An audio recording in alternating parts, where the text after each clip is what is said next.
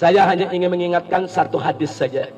Kita tahu peran ibu itu sebagaimana dikatakan al-jannatu tahta aqdamil ummahat. Surga itu ada di bawah telapak kaki ibu. Nah, saya berharap kalau kita membaca hadis ini, Bu, kita harus pahami dari dua sisi. Pertama sisi hak, kedua sisi kewajiban.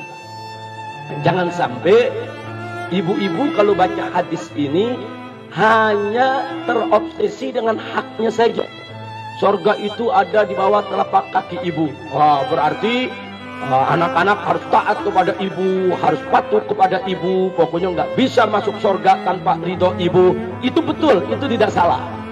Tapi jangan sampai ibu hanya terobsesi dengan masalah itu saja. Itu namanya hanya terobsesi dengan hak ibu yang harus ditaati, hak ibu yang harus dicintai. Tapi jangan lupa, hadis itu juga mengandung kewajiban ibu-ibu.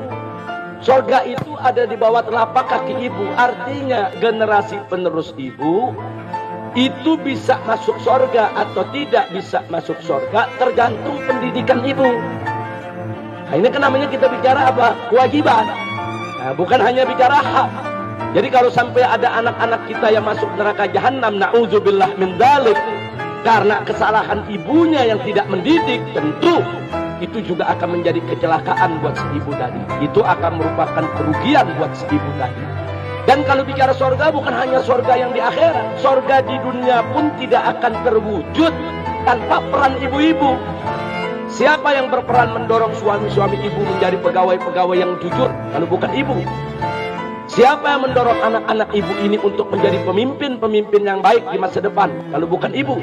Sebaliknya, berapa baik laki-laki yang menjadi pegawai akhirnya terpaksa korupsi justru gara-gara dorongan ibu. Nah, jangan lupa tuh, kadang-kadang nih udah gajinya pas-pasan, begitu pulang apa kata istri ngomongnya, Pak, tetangga habis beli emas tuh, Pak, tetangga modelnya baru tuh, Pak.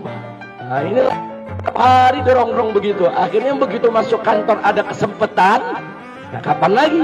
Nah, tujuan dia mau nyenangin istri, tapi akhirnya dia terjebak di dalam perbuatan yang diharamkan oleh Allah Subhanahu wa Ta'ala. Makanya peran ibu itu besar, peran ibu itu besar. Bagaimana ibu mendorong suami ibu menjadi pegawai yang jujur atau sebaliknya? Bagaimana ibu mendidik anak-anak ibu menjadi calon pemimpin yang baik atau sebaliknya? Nah, mudah-mudahan dengan bimbingan ibu-ibu yang ada di sini, anak-anak ibu ke depan akan menjadi manusia-manusia sholihin dan sholehat yang akan berguna untuk keluarga, masyarakat, bangsa, dan negara. Dan mudah-mudahan suami-suami ibu juga menjadi pekerja-pekerja keras yang rajin dan jujur, serta nafkah yang didapatkannya berkah. Dan mudah-mudahan keluarga ibu semua senantiasa harmonis, dibukakan segala kemudahan oleh Allah Subhanahu wa Ta'ala.